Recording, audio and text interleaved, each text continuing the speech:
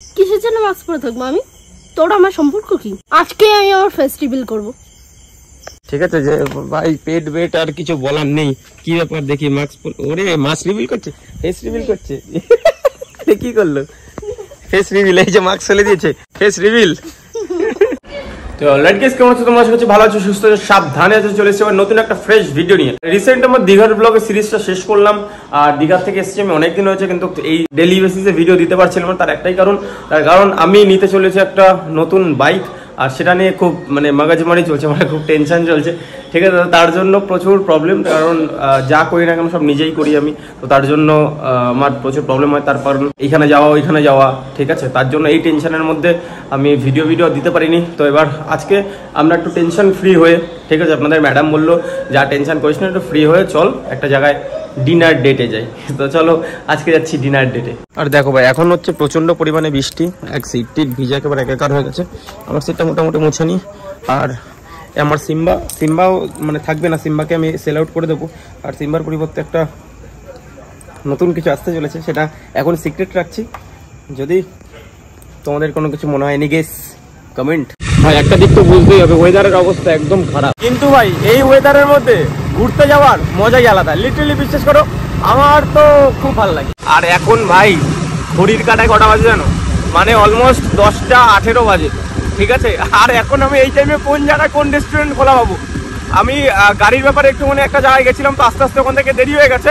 অনেকক্ষণ আগে থেকে ফোন করে বলছিল যে তাড়াতাড়ি আয়, কিন্তু আমি আসিনি। তার জন্য খেতে হবে আজকে অনেক বকা, আমি বুঝতে পারছি। এবার আর কোনো কিছু বলবো না, তো দেন একটা ওর বাড়ির ওখানে গিয়ে তারপর কথা হচ্ছে, আর নাহলে আরো বকা শুনতে হবে। তো এই যে ম্যাডাম রেডি, ঠিক আছে। আর আমরা কিন্তু চলে এসেছি এখন, আমি এখন চলে এসেছি ওর বাড়িতে।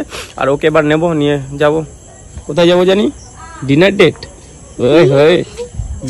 কি কই আমারে, আমি যখন আসছিলাম না, ওর বাড়িতে আসছিলাম, ফোন করে বলছে আমারে, বলে যে আমি কিন্তু আজকে তোর ভিডিওটা কন্টিনিউ করবো, আমি চালু করবো। ভিডিও কর না। আচ্ছা চল আজকে একটু দেখি আমরা সবাই, যে আমার সাথে এতদিন থেকে তোর মধ্যে কিরকম ব্লগের এক্সপিরিয়েন্স হয়েছে, ব্লগটা কতটা তুই শিখেছিস বলা, ঠিক আছে। টকিং পাওয়ারটা তোর কতটা ইনক্রিজ হয়েছে সেটা দেখবো, ঠিক আছে। চল দেখি এবার, এখন থেকে শোনো ওর ব্লগিং এর কথাবার্তা শোনো, ঠিক আছে। হে গাইস, হে গাইস, তারপর আমি ভুলে গেছি সব। Hey guys, welcome to my new blog. Hey guys, আজকের ব্লগটা এইটুকুই, দেখা হচ্ছে কালকে। হাই, এই সমস্ত ব্লগারদের জন্য ইউটিউব ইন্ডাস্ট্রি না, বুঝলা। এরা এরা রেল গেটের পাশে তো এরকম এমা হাতে একটা পাইতা, থালা একটা নিয়া বলে এমা আজকে কিছু দিয়ে দে, ঠিক আছে। এরকম করাই দরকার। এত দিনে আমার সাথে থেকে শুধু এইটুকুনি শিখছে। এ গাইস, আজকের ব্লগটা এখানেই শেষ, বুঝলাম। এখানে শুরু হয়, এখানেই শেষ।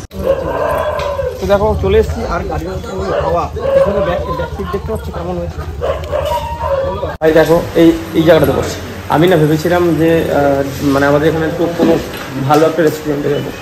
এটাও ভালো রেস্টুরেন্ট, কিন্তু আমি এর থেকে ভালো একটা রেস্টুরেন্টে যাবো ভাবছিলাম। তো এখন যেহেতু বেজে গেছে তোমার 10:30, 11:15 বাজে, 10:30টাও না, দেখতে পাচ্ছ।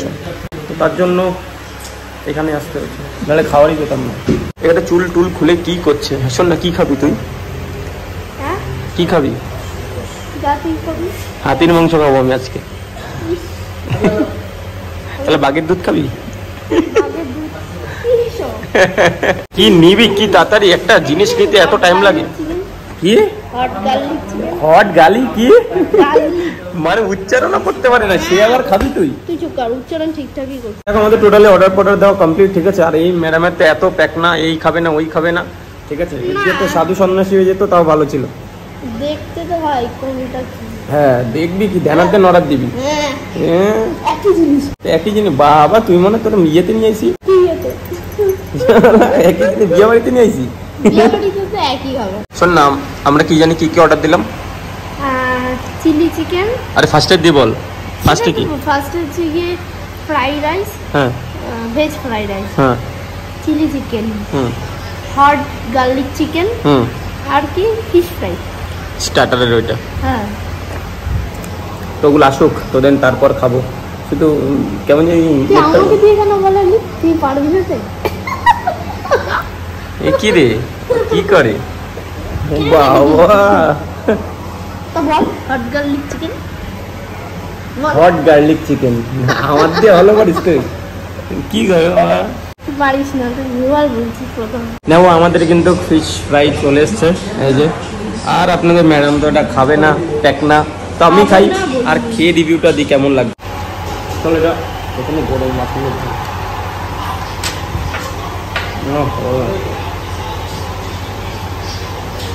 অরিজিনাল ভেটকি ভাই, এই জিনিসটা আমার সবচেয়ে ভালো লাগে।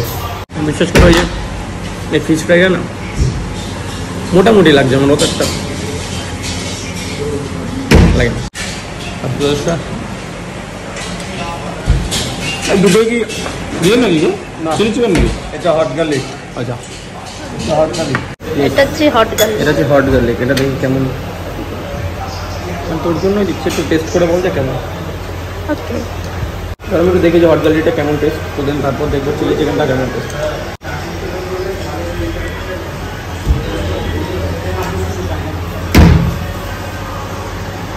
চলো আমাদের টোটালি খাওয়া দাওয়া কমপ্লিট। ওই যে ম্যাডাম হাত ধুচ্ছে।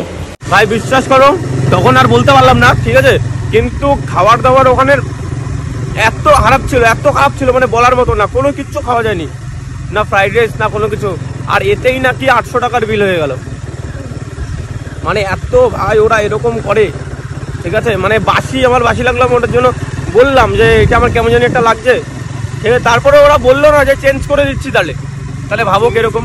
ভালো ছিল না, চিলি চিকেনটা পুরো কালো। ঠিক আছে, আরে মানে হচ্ছে পুড়িয়ে ফেলেছে, বললো কি যে সয়া সসের জন্য, কিন্তু অ্যাকচুয়ালি ওটা কি হচ্ছে, ওটা মানে বেশি আর কি মানে ওই রান্না করে ফেলেছে, মানে পুড়ে গেছে আর কি। বেশিক্ষণ রাখলে যেমন পুড়ে যায় না, ওরকম হয়ে গেছে। তার জন্য আমি বললাম যে এটা তিতা তিতা লাগছে, এটা কালো হয়ে গেছে, গন্ধ বেরাচ্ছে পোড়া পোড়া, এটা মানে কেমন জানি এটা লাগছে, ভালো লাগছে না কিন্তু। তারপর ওরা বললো না যে এটা চেঞ্জ করে দিচ্ছি। তো চলো ভাই আজকের ভিডিওটা এখানেই শেষ করছি। ভিডিওটা ভালো লাগলে অবশ্যই চ্যানেলটা সাবস্ক্রাইব করে পাশে থাকবে। আর আজকের জন্য ভাই ভালো থাকো, সুস্থ থাকো, সাবধানে থাকো।